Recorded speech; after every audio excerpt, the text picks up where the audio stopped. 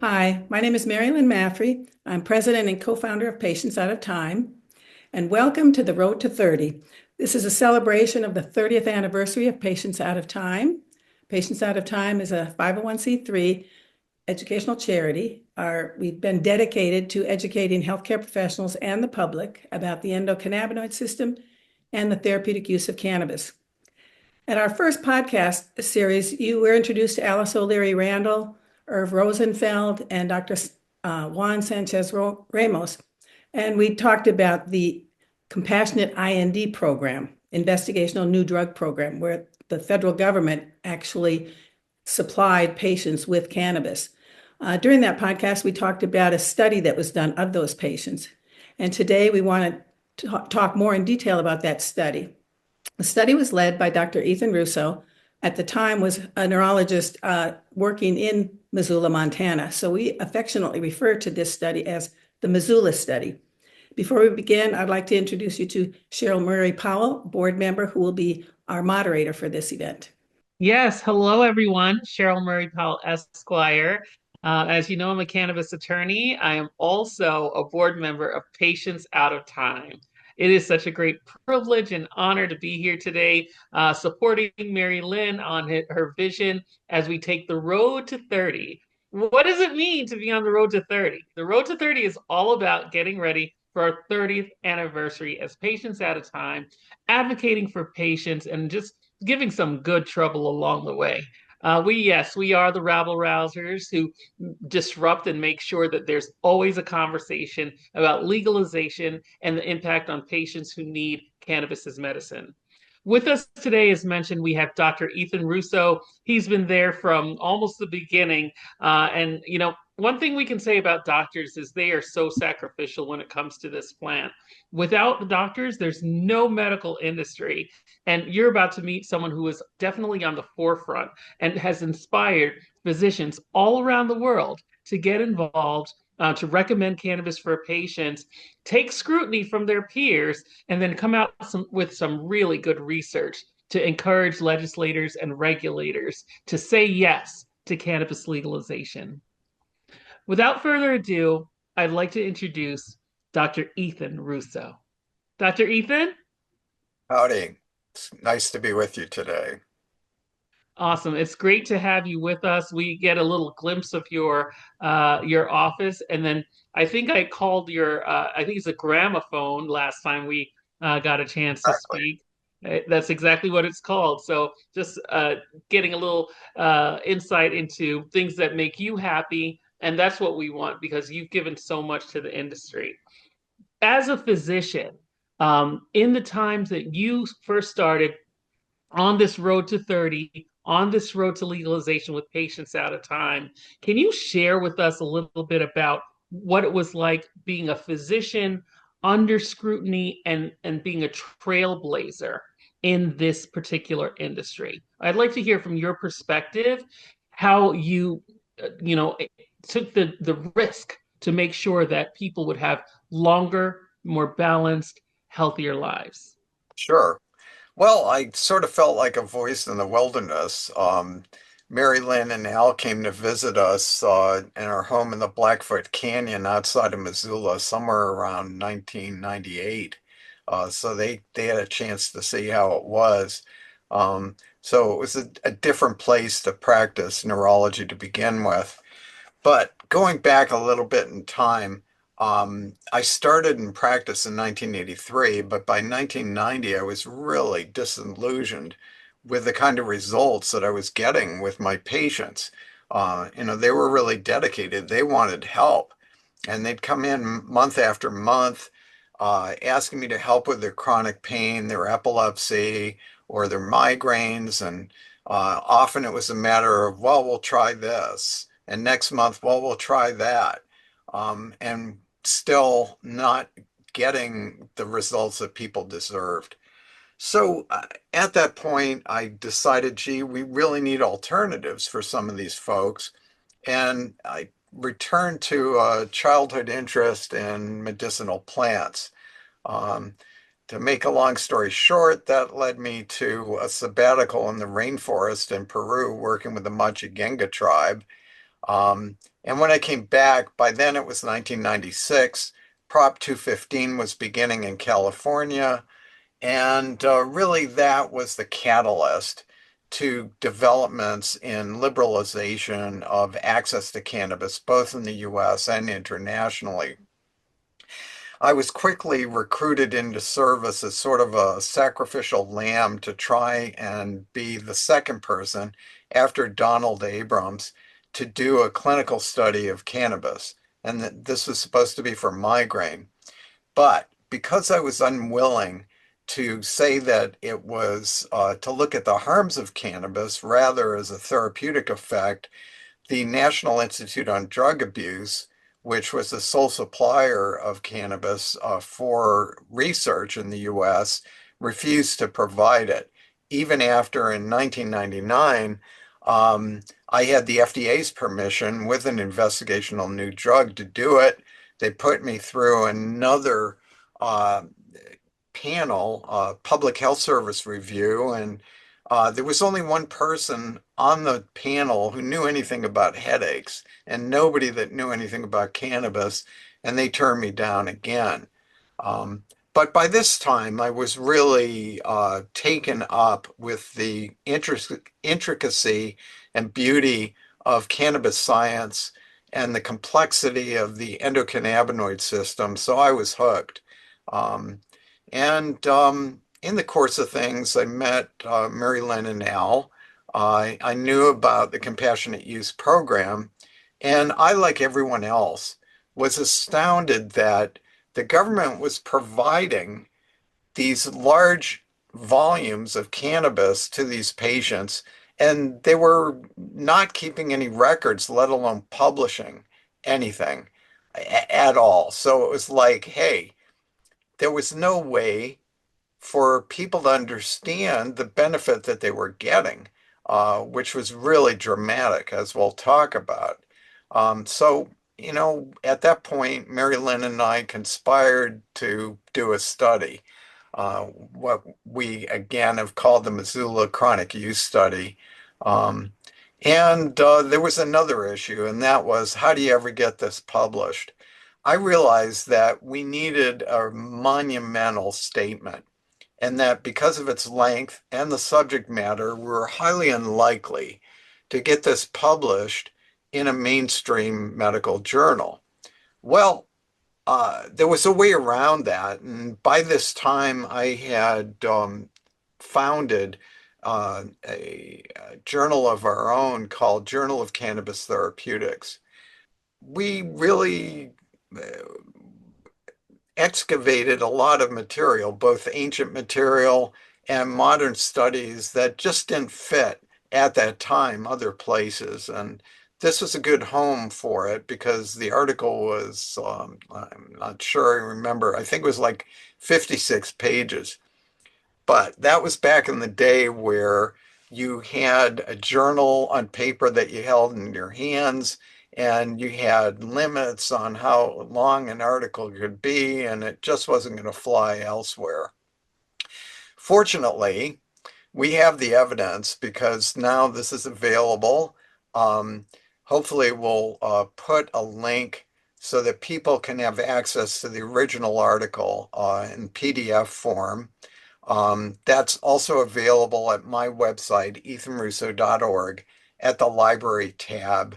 If you put in words like chronic use or compassionate investigational new drug, you'll be able to find it there as well. And that can be downloaded and printed without worries about copyright issues. Anyway, I've droned That's on for a awesome. while here. I should wait for the next No, question. that's fine. No, this has been perfect because I want to ask Mary Lynn about when she was approaching that visit to you in Missoula. What were you hoping to achieve just hearing about this great physician, this great neurological specialist? What was your aspiration and what did you get? Well, by this time, happily, as Ethan said, we'd already met, so that was great. But looking forward to it, it was like an adventure. And hopefully, I'll bring that a photo. I think I've got us sitting in the back of. I'm not sure whose truck that was, Ethan. But Oh, we had George McMahon up there. LV Masika and Irv Rosenfeld, and with Al and I, and it was an adventure. Ethan was going to be putting these patients through any and every kind of test you can think of, and and just seeing them, and they were excited, because they hadn't been. Uh, Zeno, Juan Sanchez Ramos, had talked about, he tried to keep track of certain things with Irv, measuring things when Irv would come in to just see the benefits. It was the investigational new drug, you know, um, program. So they were supposed to be investigating, but as Ethan says, where's the data? What's going on? You're just keeping it a secret. So it was just really exciting, and we had a great time just getting together up there. And yeah, so Ethan, yeah, you gathered us together and go forward. It sounds like quite the gang. I know there were Right, good times that were had. right. Yes, Dr. Ethan, you want to jump in? Sure. So, we had three of the four patients.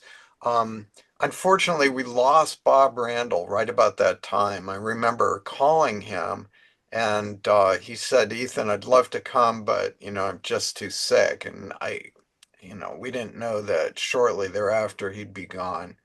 And he was the original patient, of course, having painstakingly proven that cannabis was the only thing that effectively treated his glaucoma. So it's unfortunate. If we had just been some time earlier with this, he would have been included. But his story is well documented by Alice in the books that they did together. So we had three of the four patients of the study on site, and then we arranged to do additional testing with the fourth patient in Iowa. We actually sent a young grad student out to do the psychometric tests, the psychological tests that were part of the battery, and we got her MRI scan done. We had done scans on the patients in Missoula, as Mary Lynn mentioned, we really put them through the ringer over a couple of days. So they had blood work to look at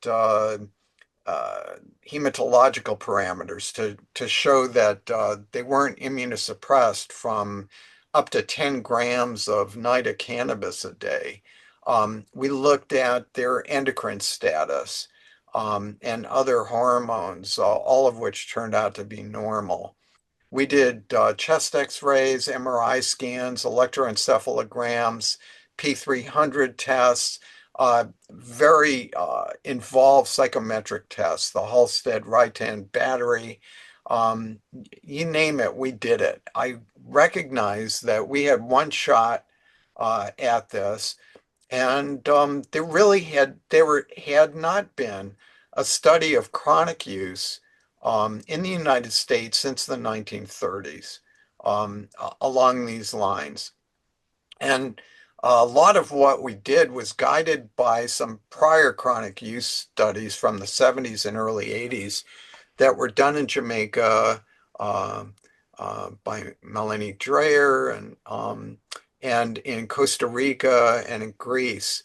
NIDA had sponsored those studies, but they weren't prepared for what they got, which was these people were all right. You couldn't demonstrate that they had brain damage. And it was a great disappointment to them. And eventually, NIDA stopped doing these studies. Um, uh, and Yeah, it was a fun time. We had everybody out to our house on the Blackfoot River. We dissected some of the joints provided by the government.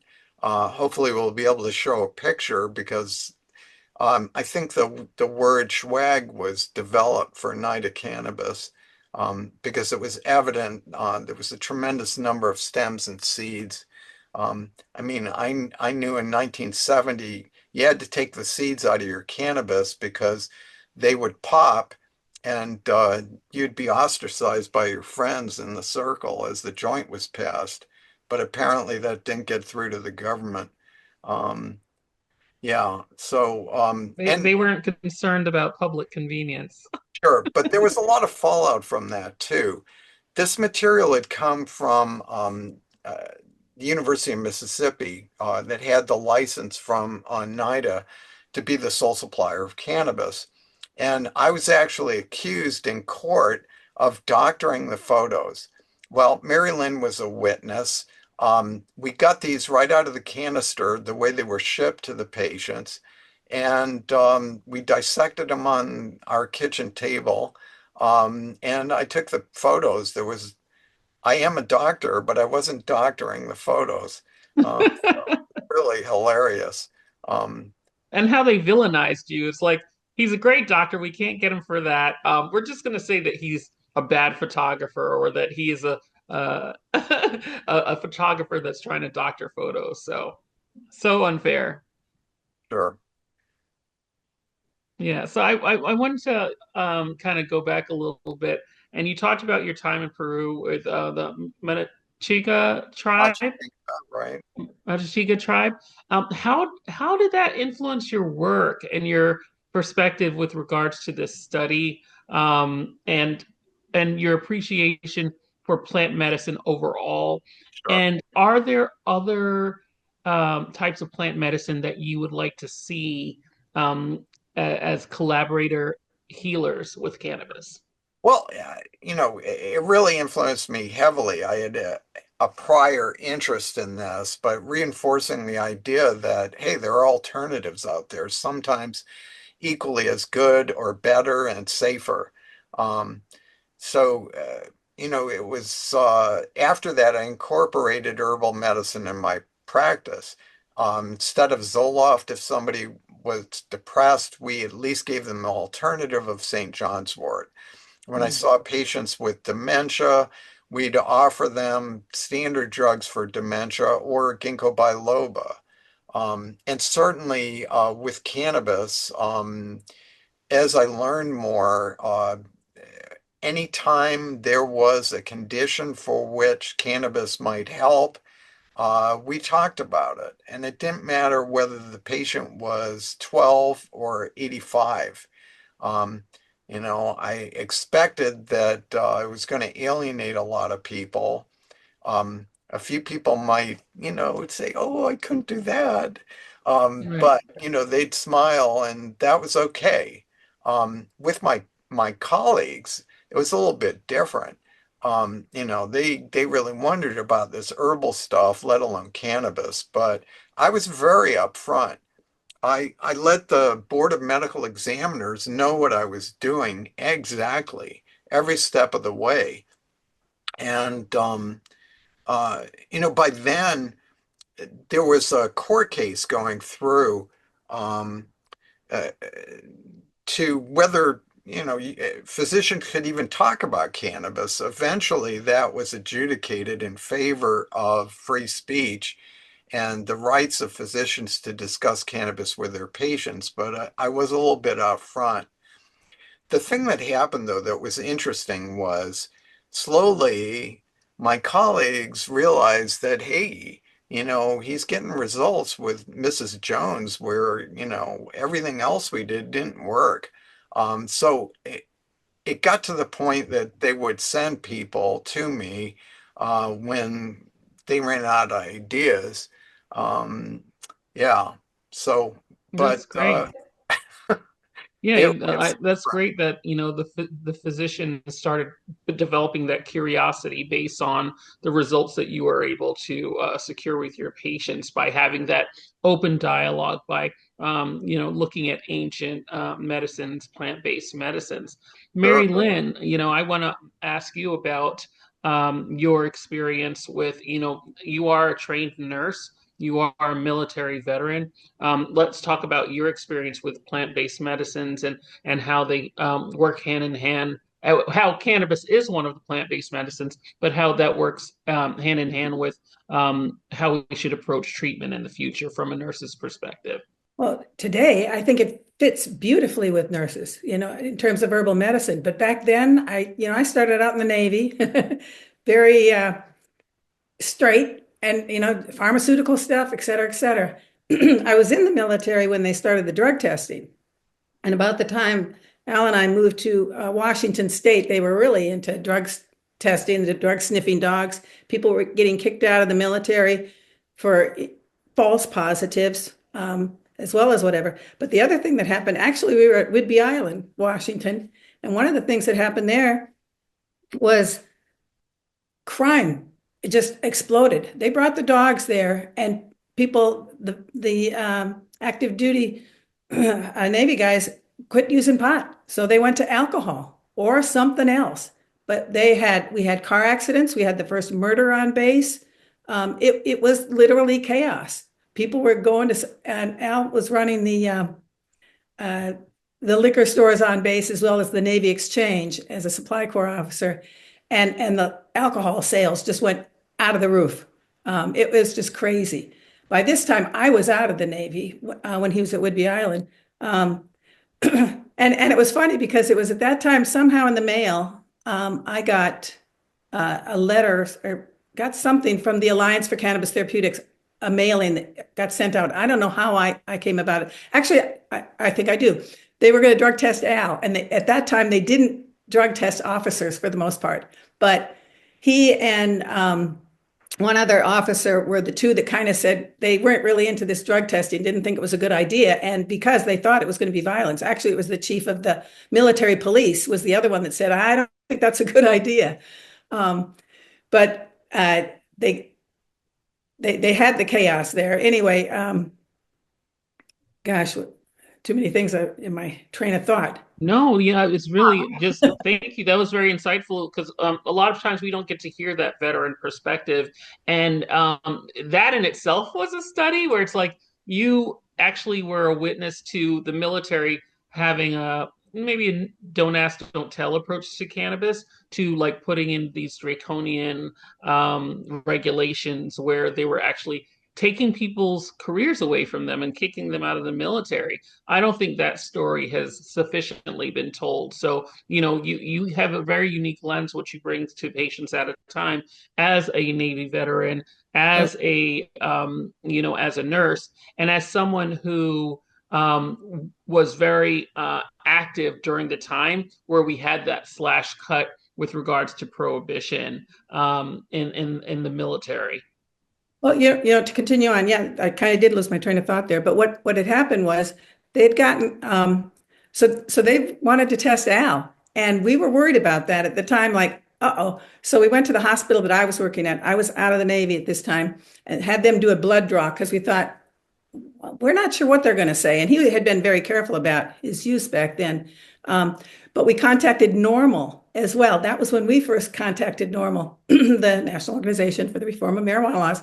And we're just talking about that. Hey, we're going to get tested, and the worry of that. So they gave us some pointers. But he came out okay. But it was very intimidating. It was meant to be intimidating. But that was the chance for me to hook up with NORML, and it was that was like 1980. We were in the 1981, 82, and 83 to 85. We were in Cleveland. Al had a strange job at the Navy with, and anyway, it was not military. It was military equipment stuff. But I was going to grad school at Case Western Reserve University, and that's when I decided to do my thesis on marijuana disclosure to healthcare professionals, because I'm thinking it's the most used illicit drug. We really don't ask about it. As a nurse, generally, I wasn't asking patients about their use. And I'm thinking, why aren't we? If it's such a terrible drug, well, then we should know. We should know so we could caution patients about it, or we should know to see what it's doing to them. So I thought, well, it's just say no time. How do you get people to admit that they're using cannabis? And I wanted a real sample. So I went back to NORML to ask them, could I put a survey in your leaflet, this newsletter that went around to different folks, to their membership. And they had about 5,000 members at the time. And they agreed. I got like 900 responses back. I think I had 800 back by the time I had to finish up and get my thesis done. But the last question I asked was, what were their concerns? And that was when my eyes opened, because they said, and they had a list that they could check off. I'm worried about its effects on my brain, on my heart, on my lungs, on my liver. If I'm pregnant, will I be addicted? And I had other, and they wrote in, I'm a spinal cord injured patient, and this helps me. I have multiple sclerosis. I used it during pregnancy for morning sickness, and I was amazed. And that got me into it and got me to meet the patients and meeting Ethan. For me, I consider Ethan kind of the Renaissance guy with medical cannabis. And throughout our series of conferences, Ethan was the guy I'd call and kind of ask too, who else should we get for a speaker? Who's doing research where? Because Ethan was well into the research world at that point. Well, I never heard the full origin story for your relationship with Normal. Shout out to everyone who's been associated with Normal in the past, still doing that great work. Normal is such an impactful organization in cannabis history and the cannabis present and the cannabis future. I heard the part before about the survey, but I didn't know that the catalyst for you to initiate a relationship was this potential drug testing for Al. So thank you for sharing that. That's all a part of our road to 30. That's probably our road to 40. That's going back a little further than Patients Out of Time's history. So thank you for sharing that information. To Dr. Russo, hearing that experience about what happened in the military where they started doing these random testing, these random tests, are you surprised at the rage incidents that happened after the anger, and the increase in alcoholism? What is that confirmation? Oh, it's absolutely confirmation. Nobody knows better than Mary Lynn the effect of cannabis to reduce use of other substances, particularly alcohol. If I could, I'd like to relate another Sure. military-related story. And that is two things. My first appearance to talk about cannabis was at a Normal conference in 1998. I was on stage with an elderly physician named Leo Hollister, who was the dean of medical cannabis studies in prior decades. This was one of his last public appearances, and I'm proud to say that in our same Journal of Cannabis Therapeutics, we published his very last article. But anyway, so he had a history of doing all this work in the 60s and 70s on cannabis usage and its effects, not just THC, but CBD, CBN, really groundbreaking work that was not examined again for decades. All of that work was done at the Veterans Administration Hospital in Palo Alto. So that's how it was in prior decades. That leads me to 1980. I'm in Seattle and doing my 3-month rotation at the VA hospital in Seattle. One day I came down to the clinic and my attending physician said, I'd like you to see this guy, and hands me a chart. And so I look at it, and this is, I think it was a Korean War vet. He had myasthenia gravis, an autoimmune condition that causes muscle weakness, and it was really severe. He would end up 3 or 4 admissions a year to the intensive care unit on a ventilator because he couldn't breathe. That was how weak he got, despite getting medicine. So that was his prior history. But more recently, he had made a serendipitous discovery, which was that if he put some cannabis in his pipe tobacco, that it helped him avoid weakness episodes. And he had cut his admissions down to almost nothing. And he proudly smiled and showed me his his pouch of tobacco mixed with cannabis, and he had his pipe. And the striking thing to me was my attending knew about this. All of the staff knew about it. But this was a key date. This was the fall of 1980. And in November of that year, who was elected president but Ronald Reagan? And then we had the don't just say no era, and everything went backwards in terms of possible research. The books that I mentioned about chronic use of cannabis disappeared from libraries. It took me years to locate these. Um, So it just shows you that you can have progress and you can have 3 steps back to follow it. But things were different at the VA in prior years. And even today in 2025, it still is the case that a physician at the VA can't recommend cannabis to one of their patients. So It shouldn't be that way. you It should bet. not be that way. We have enough data, we have enough research, and veterans have stepped forward in such a major way to be saying experiments on me. I'm a user. I want to participate in the studies. They work with Dr. Sue Sicily. I just want to make sure that we highlight some of the studies Oh, and you bet. great scientists that have been mentioned today. So I just mentioned Dr. Sue Sicily, who's world renowned for her research with veterans and cannabis, based in Scottsdale, Arizona. And then Dr. Russo just mentioned Dr. Hollister, who also has published, and his last article was published in the Journal of Cannabis Therapeutics, which Dr. Russo founded and started. And then Mary Lynn actually mentioned her own study with regards to working with normal, putting a survey in as a part of her master's degree work. Mary Lynn, is that was that study published? Is that something that's accessible, or we can share a link with our viewers? You know, I don't know that it is. It's been published. I've got a copy, and there's a copy in the Case Western Reserve Library. Um, Well, let's scan it and put it out there. yeah, yeah, I good think idea. you're reading my mind, Dr. Russo. I feel like we should scan that, put that out there as very timely research so that our viewers and our friends of Patients Out of Time can actually see that that initial research and those comments that came from our community saying, listen, I see these options, but I'm an other over here. And as an other, I want you to know this has saved my life. This has changed my life. This has given me a better quality of life.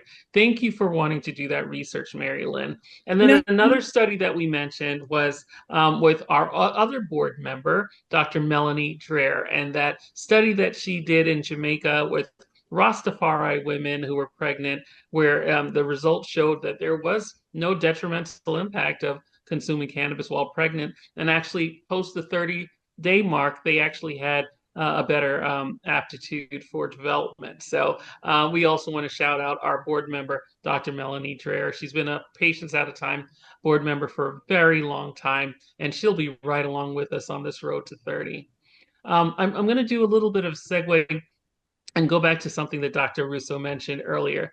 And you mentioned that there's a complexity and intricacy with regards to the endocannabinoid system. Can we enlighten our viewers about the endocannabinoid system, what it is, and also why do you consider it to be so complex and intricate? Sure. So the endocannabinoid system, it consists of multiple elements. It's the cannabinoid receptors where the endogenous cannabinoids, the cannabinoids within work and where THC works. It also relates to the enzymes that make the endocannabinoids and break them down. But the key factor is that the endocannabinoid system is the major homeostatic regulator of human physiology. Let's break that down. What it means is what keeps everything in balance. So if there's too much activity in a system, it brings it back down into the normal range. If it's hypoactive, it brings it back up into the normal range. This helps explain why cannabis is so versatile in the number of ailments that it'll treat.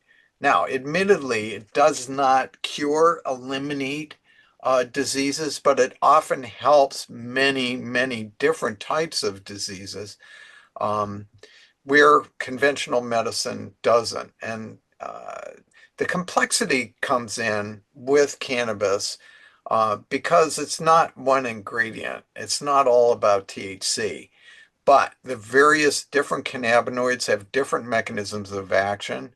We're finding out that what's called the endocannabinoidome, where these things work, is very broad. It's not just the cannabinoid receptors.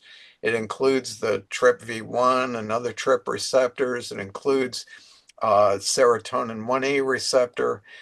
So it's a very broad number of effects.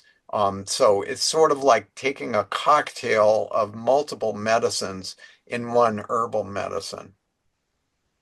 Yeah, with that understanding of the endocannabinoid system and the fact that you've encountered these physicians with a natural curiosity, I'm sure you've encountered physicians that are naysayers or opposed to it.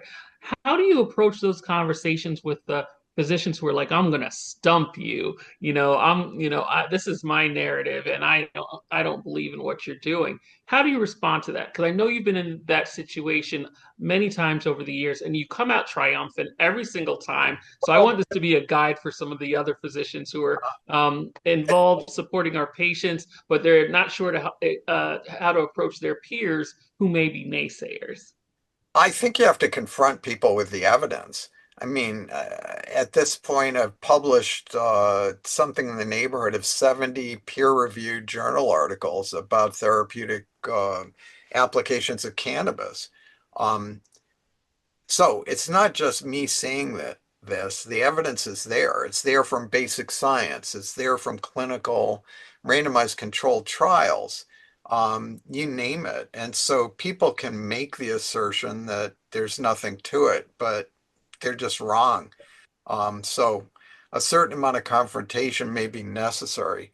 The other factor is people sometimes don't believe until they get cancer or somebody in their family gets cancer and they see the amazing palliative effect in reducing nausea, reducing pain, allowing sleep, or whatever it is. Um, and then they get converted. Now, with politicians, the conversion only comes after they're out of office, Yeah. which is very sad. So a lot of people knew that cannabis wasn't so bad, but through political expediency, they didn't feel like they could say so. Well, I thank you for sharing that because a lot of times, like I've spoken on stage and I've had people a lot of times from the more um, therapeutic, addiction related backgrounds, and they'll wait for me to get off stage to confront me, the finger pointing, and I'm like, listen, let's just look at the studies. The studies are showing that this is a benefit to humanity, and I love how you said it, Dr. Russo. You're like, we're not asserting this is the cure all or the cure for anything, but it does help, and who wouldn't want patients, people suffering, to be helped?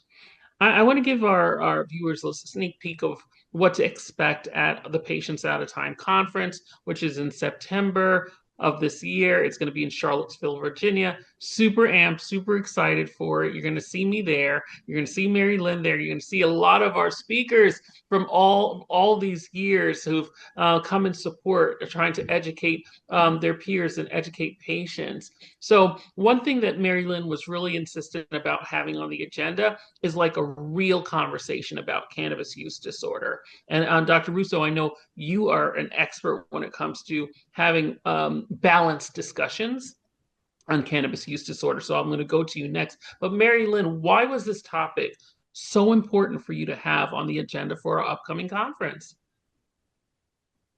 Well, I think that's one of the top arguments that they still try to use. Um, that and cannabis hyperemesis syndrome. The two, like, oh, that's why this is such a dangerous drug.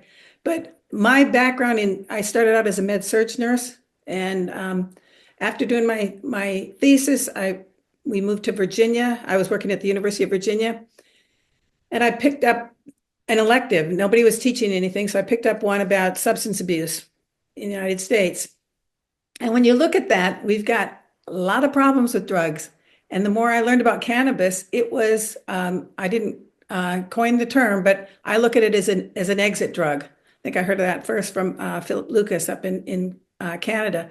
But so many people get off it. I've literally got an old bottle. Should have had a bottle from Eli Lilly company back in 1912, 1915 or something.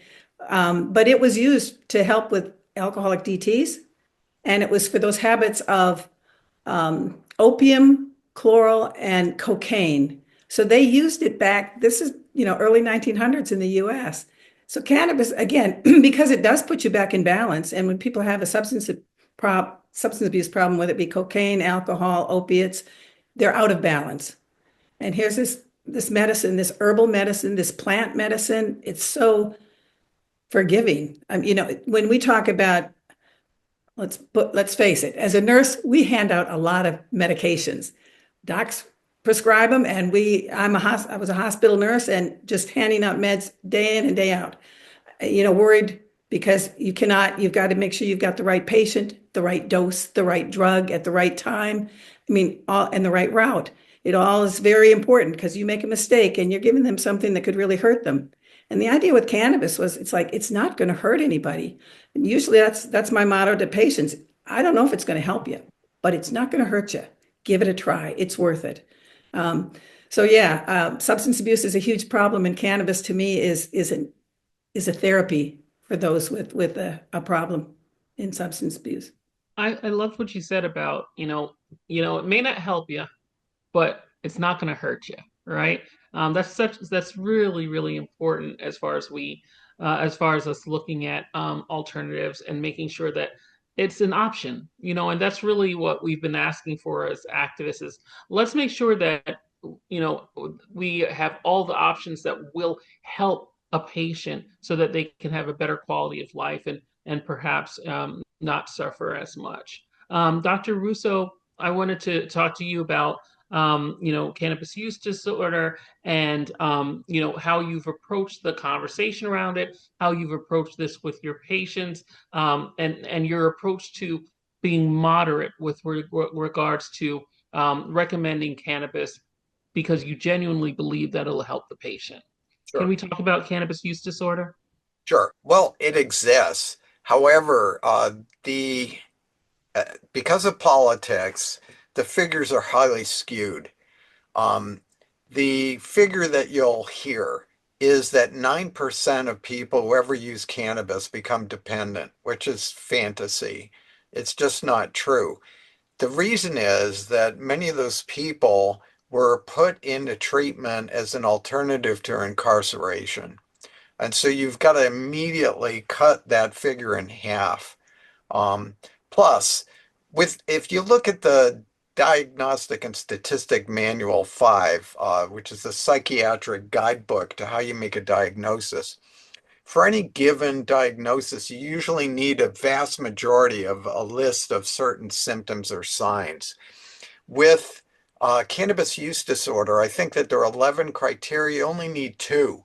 So that immediately tells you that it's not like anything else. It's sort of in the eye of the beholder who can overestimate its incidence. Um, uh, Additionally, let's say that someone is dependent on cannabis. What's that look like? Well, it doesn't look like other drugs because there are no delirium tremens, no DTs, no pink elephants. Nobody dies from cannabis withdrawal. They may be irritable and not sleep well for up to a couple of weeks or have changes in their appetite, but it just ain't like heroin or cigarettes for that matter. Um, Also, how do you define abuse? The other distinction we've got to keep in mind is there's a vast difference in why people use cannabis. And you'll hear people say that all use is therapeutic, maybe, but um, there's a difference between somebody who's using it to treat spasticity and multiple sclerosis and a kid who's doing 20 bong hits in an afternoon because he hates his parents and doesn't like school. So the aims are very different. And hence, it's important for people to understand you don't need to be high to treat symptoms with cannabis, whether it be pain, spasticity, etc. Um, so there's a vast difference in the dosing, the amount that's taken, and the intent. Um, like it or not, the FDA considers euphoria, as in cannabis usage, to be a side effect. I will say it's not a bad thing, but it's also not necessary for it to occur for people to gain benefit from therapeutic cannabis use. I really love that you said the euphoria is not necessary. It doesn't always occur. That makes me want to ask a little bit about some alternative delivery systems like patches and um, all the rectal inserts and other things like that. We're seeing a lot of innovation in our space. How are you feeling about the innovation that's happening in delivering cannabis to patients? Well, very complex topic, but to try and do it quickly, I Mhm. don't recommend smoking anything, let alone cannabis. So if people need sudden relief, like they have a migraine or they've just had a seizure, then vaporization is a good way. But most conditions for which we recommend cannabis are chronic conditions, and in those situations, it's better to have a longer duration of action and avoid the peaks and valleys of inhalation. So their oral preparations are preferred, whether they be tinctures or oils. Um, and gummies are popular, but your medicine doesn't have to taste good to be effective. Some of the other things, the rectal suppositories are controversial. The best evidence is that it really doesn't get in properly. There are people that find them effective, but we've always got to realize they're very strong placebo effects. Um, Skin. Um, Up until now, it's been very difficult to demonstrate that you could treat a systemic condition, an internal condition, by application through the skin. And the reason is that the cannabinoids don't get through properly. But there is developing technology now that is increasing the bioavailability, the ability to get medicine in. So that situation is in flux and is changing, hopefully, in a good direction. I Awesome. want Yes, to Mary Lynn, please jump in. Yeah, talk about, yeah, we don't recommend smoking for the most part, and vaporization can be helpful. But going back to the Missoula study, these patients, as Irv said, they get old stuff. It's been freeze dried. It's old, it's flaky, burns real quick. Um, and obviously, Ethan, you could speak to that. And it's low THC. So you're thinking, here's the government giving them poor quality cannabis, and to smoke it. And patients like Elvie, she would very often just take it out of there. She'd talk about putting take it out of the cigarettes, out of the paper, put it in a baggie or something with a lettuce leaf or something, just to put a little bit of moisture back in it. Or else she'd also bake with it and make cookies or something. And so she'd take it with glaucoma, and that could keep a more steady eye pressure too. She'd take it orally. But Ethan, yeah, speaking of which, because they did get such poor quality cannabis, I know, and they smoked quite a bit. I know Robert Randall had 10 cigarettes a day he could take. Why don't you go back and about the pulmonary studies, what you found? Okay, so Expected. there were really minor changes. Some of the folks had an increase in what's called FVC, forced vital capacity. That just means how big your lungs can get. But it's not in and of itself a problem. Another measure is forced expiratory volume, FEV1. How much air can you get out in 1 second? And there were slight increases there. But keep in mind, this is very low-grade cannabis with the stems and seeds. So some of that is what we call iatrogenic. Blame it on the government for supplying lousy cannabis. Additionally, a couple of the people also smoked cigarettes. Bottom line was we couldn't show any damage per se, and the chest x-rays were normal. And, again, we could go through all the tests we did. The MRIs didn't show the brain rot that people had claimed previously. The neuropsychological tests showed slight levels of distraction, and this is while people were smoking.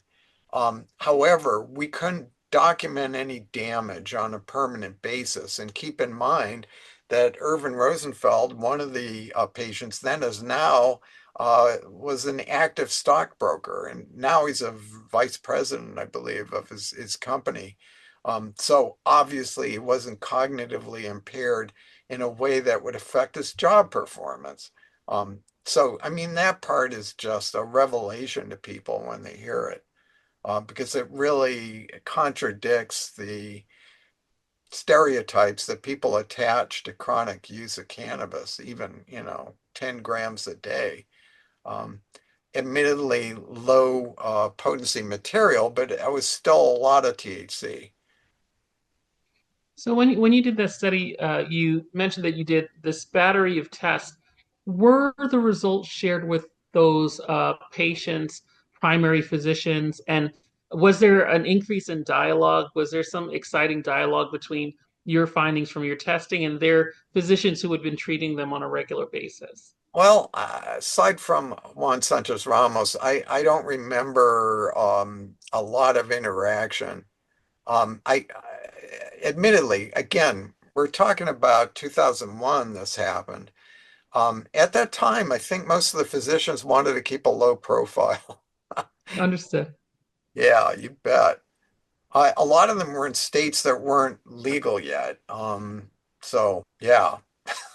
Yeah, it was a very discreet, but thank you for doing that study, and we can go back to those results. And fortunately, Irv's still with us, and LV. Maybe there's an opportunity to do some a retest or to kind of update your study. What do you Sure. think Well, about we, that? we reassessed a little bit in 2018 and people were doing Oh, well. tell us more. Well, I spoke to two of the four patients on the phone, and as a neurologist, I'm looking for problems. It's part of the training.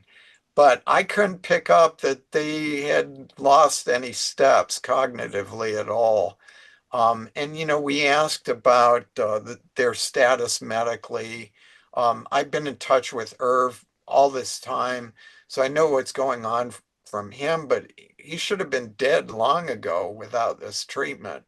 Um, and I'm sure he would have been.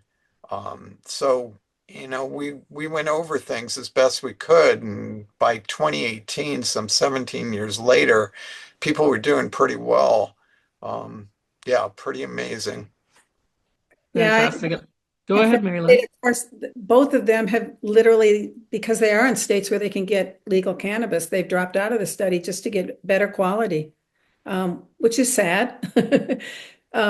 I think, as Irv said, after the Missoula study, though, and the press about how bad the cannabis was, they said that they did notice that the stems and seeds were hard to be found in later supplies that they got. So that was one good result of the study in that regard. But yeah, it's not the same as the cannabis that in the real world, when you've got growers who love and care about that plant and know what they're doing. And that remains a problem. Even today, there's limited access to what we call state-of-the-art cannabis.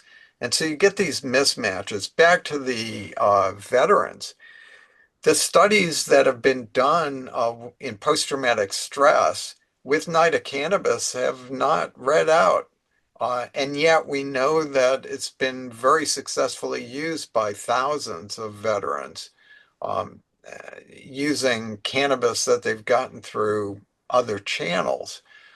So there's a big mismatch there. And this is why I put such a premium on what I call optimized formulations.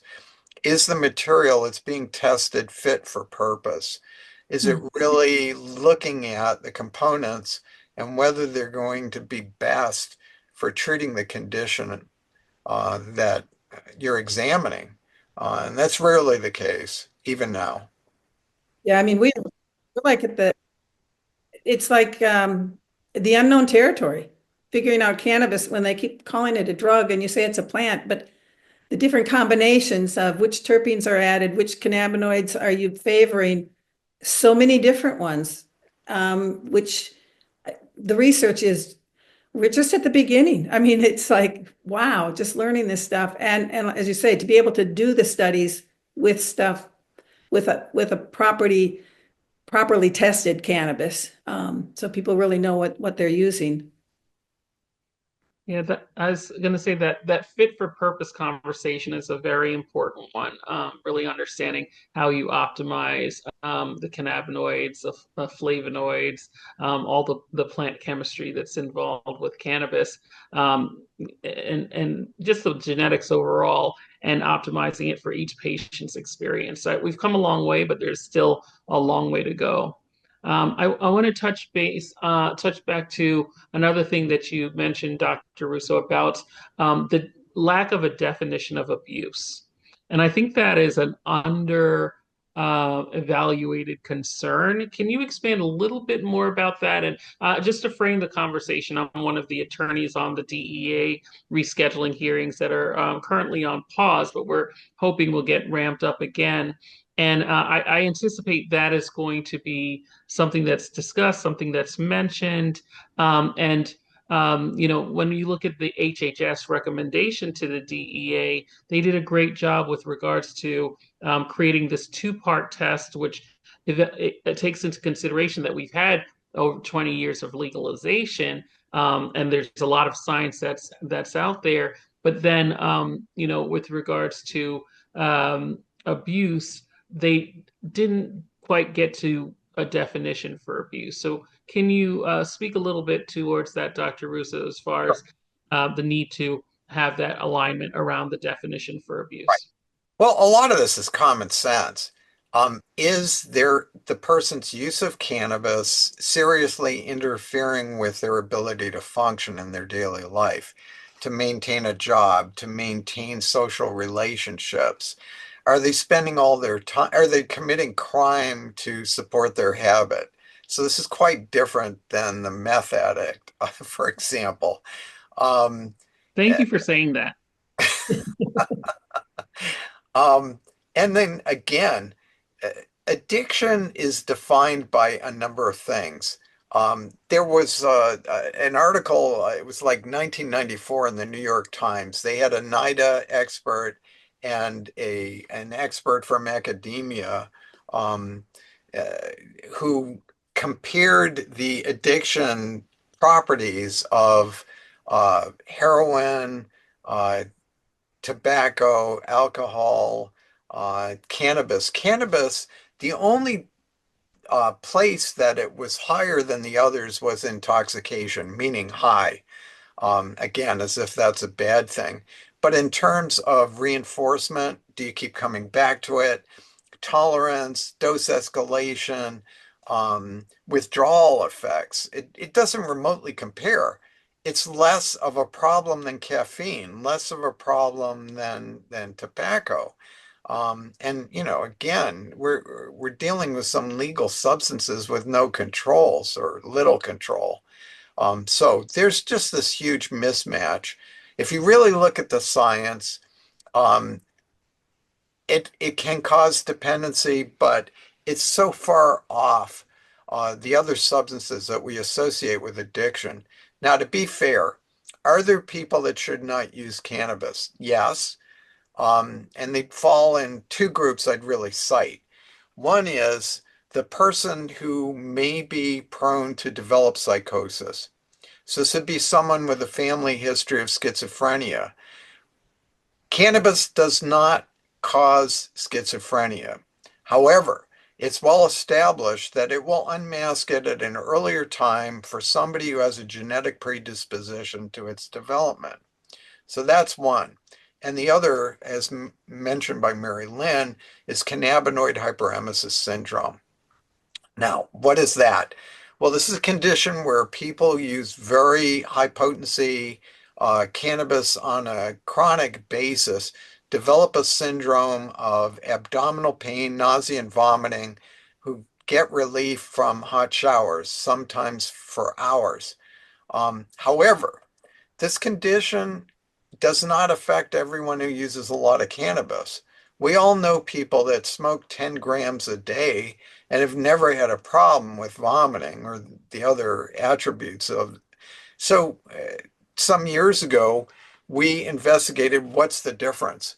Why do some people get this and others don't? And the supposition being that it was genetic, again, a predisposition, which we were able to show. We showed 5 genes that were statistically significantly present in people with cannabinoid hyperemesis syndrome as compared to high volume cannabis users that didn't have these problems. There is a difference. And so someone who has CHS right now, we don't know how to stop it except for them to not any longer use cannabis. And for people who think it comes from pesticides or neem oil, it doesn't, because we know Mm. that high potency synthetic cannabinoids will also induce the same problem. So it is from too much stimulation of the CB1 receptor in the brain and body.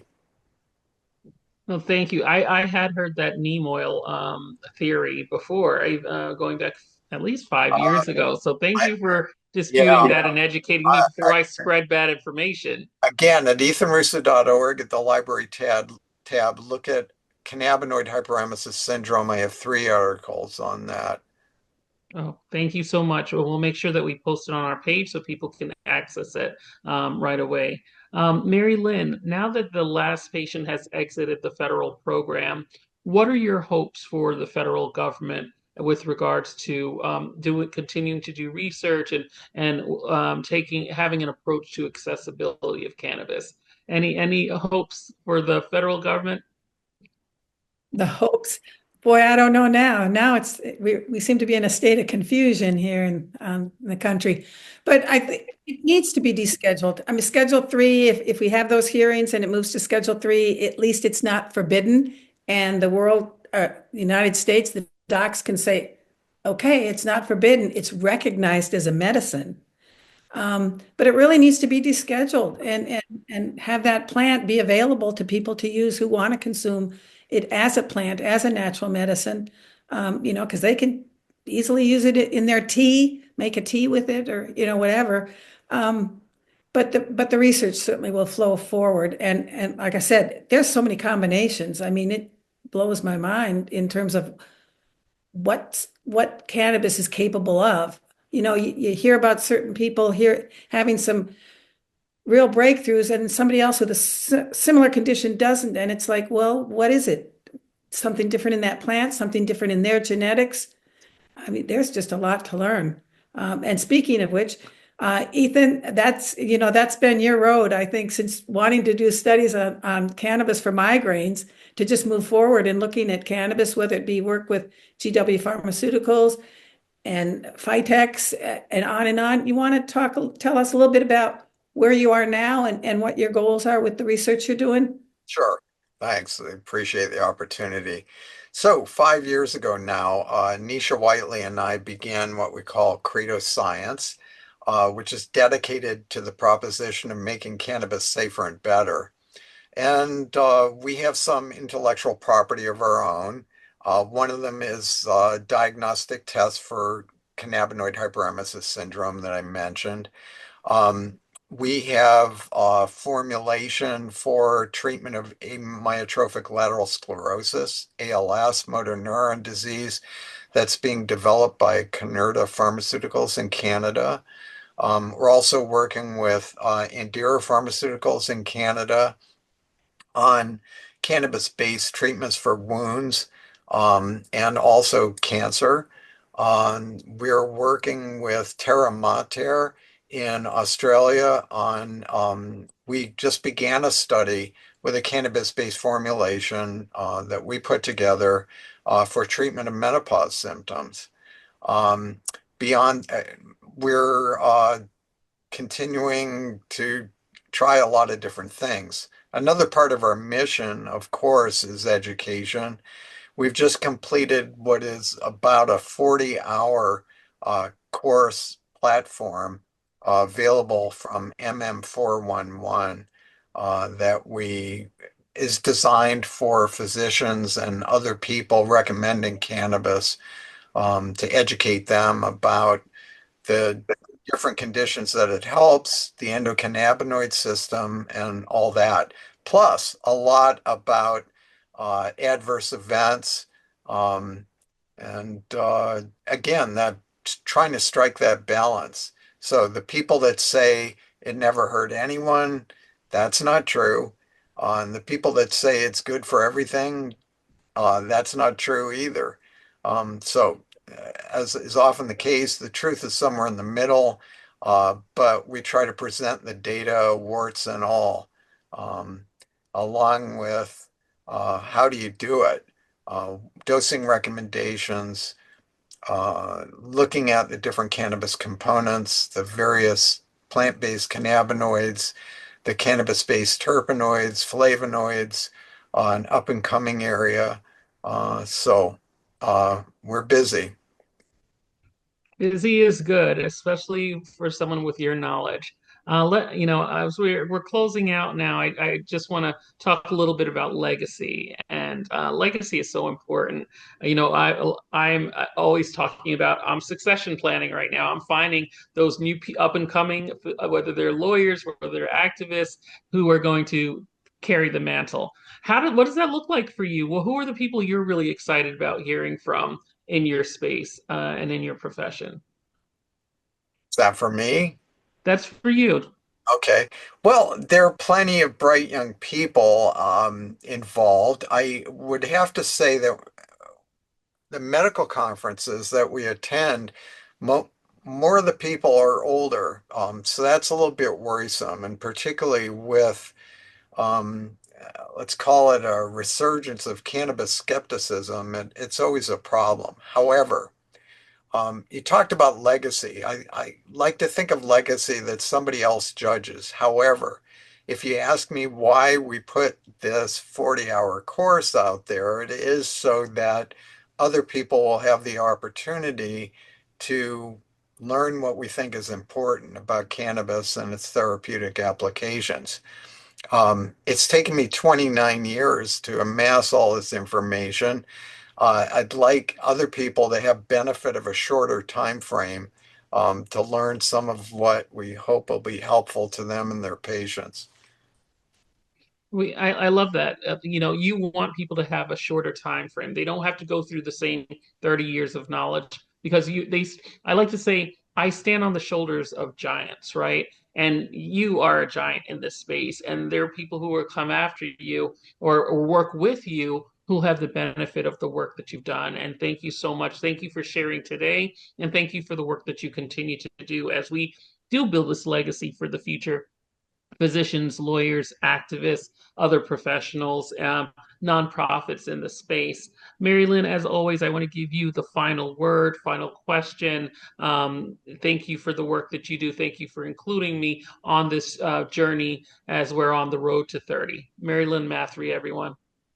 Not much to say. I think Ethan said it all already. No, again, we hope to bring more folks who've been with us on this road to 30. Get some of the folks that aren't with us. We plan to do that at the next podcast. Stories from those who knew them well. But yeah, we've lost a lot of great folks along the way. As I said, Ethan's been just this beacon of knowledge. It's funny because I know just a lot of the folks, they'll always the side story, but whether it be Dustin Sulek or maybe Bonnie Goldstein or somebody that'll be like, yeah, Ethan was okay with what I said, or just looking for your approval. But He's the it's yardstick. it's some of these young folks, they're learning, and it's so great to see the physicians who really get it and who, to me, cannabis physicians are the ones who've really paid attention to the patients and listened and believed them. I'm coming from a nursing perspective and I'm biased because nurses, we spend a lot of time with patients. So we're there, we want them to be as healthy as possible. We want them to eat, to be able to sleep, to not have a lot of pain because we're with them. And that's our job, is to try to make them as comfortable as we can.